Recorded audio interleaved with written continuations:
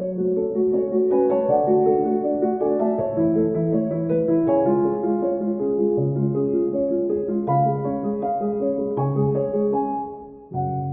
I'm Miko Peled, and I'm speaking to you from Palestine House of Freedom here in Washington, D.C. It seems that a ceasefire agreement for Gaza is upon us. Now, Israel has a long history of violating ceasefire agreements. This goes all the way back to the 1949 armistice agreements that then the newly established State of Israel had signed with its Arab neighbors. Clearly, any reprieve for the people of Gaza from the killing is good, but this agreement only provides for a very short reprieve. And Prime Minister Netanyahu has already declared and promised the public and his coalition members that the Israeli army will return to Gaza and will continue the killing. And he made these promises in order to garner public support and the support that he needs from his coalition partner. So this tells us a great deal about the state of mind of the Israeli government as they enter this ceasefire agreement. Now, the larger issue is that a ceasefire agreement is not appropriate when a genocide is taking place.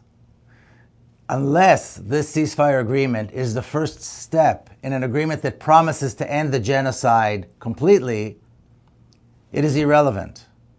The situation in Gaza could not be more severe. It is in complete ruins. There are no homes, no shelters, no hospitals, no access to food or clean water.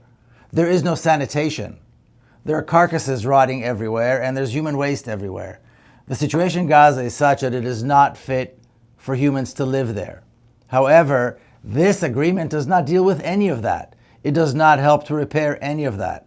And this is, again, one of the serious flaws within this agreement. It does not take into consideration the well-being of the people in Gaza. It does not guarantee the safety and security of the people in Gaza, and not even the most basic needs that the people of Gaza need to live are not provided within this agreement. Any agreement regarding Gaza has to include the following elements. Number one, the immediate end to the assault by the Israeli army, an immediate declaration of a no-fly zone over Gaza, the lifting of the siege on Gaza, and the immediate provision of humanitarian aid, unrestricted humanitarian aid, and unconditional humanitarian aid that will include food and water and medicine the people in Gaza need, and the rebuilding of homes and hospitals so that people have a place to live.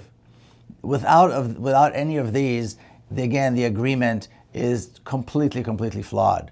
And it demonstrates that there is no care for the Palestinian people provided within the agreement. But that's not all. With the lifting of the siege, the people in Gaza must be given unrestricted access to food, water, medicine, and shelter throughout all of Palestine. Right outside the Gaza concentration camp, there's plenty of food, water, great hospitals, and so on. The people in Gaza must be given access to all of that, unrestricted and unconditional access to all of that. There has to be unconditional release of all Palestinian prisoners.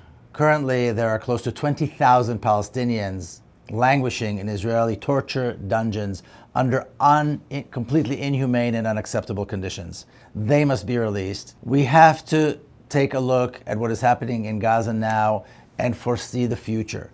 What is happening in Gaza now cannot remain as though it is going to be there forever. We must not allow this idea that somehow we can return to the pre-October 7th, or that what is happening now in Gaza is somehow acceptable and Israel will be allowed to continue doing what it does.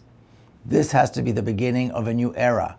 This has to be the beginning of the materialization of the vision of a free Palestine. Any steps taken now need to lead us to the end of the apartheid state and to the establishment of a free Palestine from the river to the sea with equal rights.